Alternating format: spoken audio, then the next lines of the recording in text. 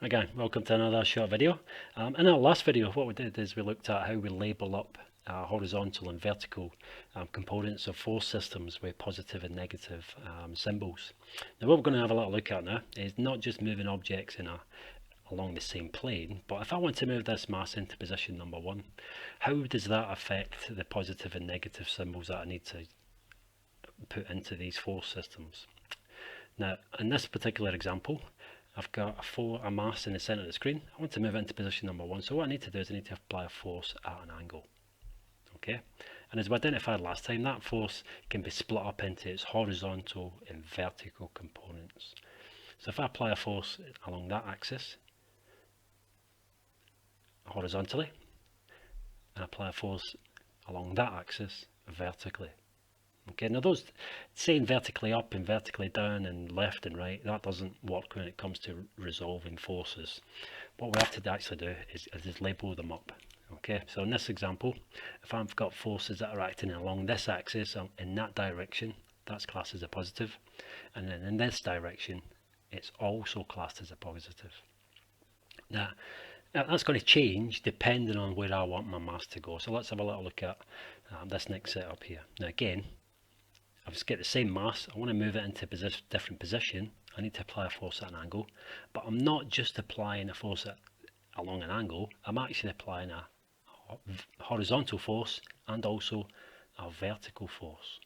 So again, in this example, I'm coming in a positive direction horizontally, but I'm changing this now into a negative force. Okay, so any forces that are coming down in this vertical direction must have a negative in front of them. Next one we've got a same mass again, moved into position number 3. Again, I need to apply an angular force, but again can be split up into its horizontal and vertical components. Alright, now you remember from our previous video that forces that are acting to the left along the horizontal axis are classed as negative, and forces that are coming down, the same as it's on system number 2 here, it's also negative. So if I want to move the mass in the screen to position number 3, I'm applying a negative horizontal force and a negative vertical force. Last one we're going to look at, position number 4. Again, I need to move that along an angle, but I've got a negative horizontal force, as we can see, but this time I've actually got a positive vertical force.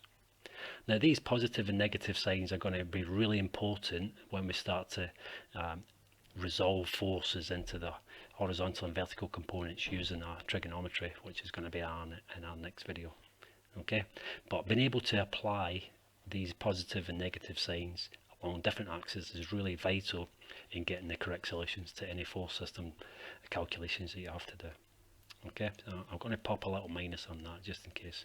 So again, minus, minus, positive, minus, positive, positive, positive, minus.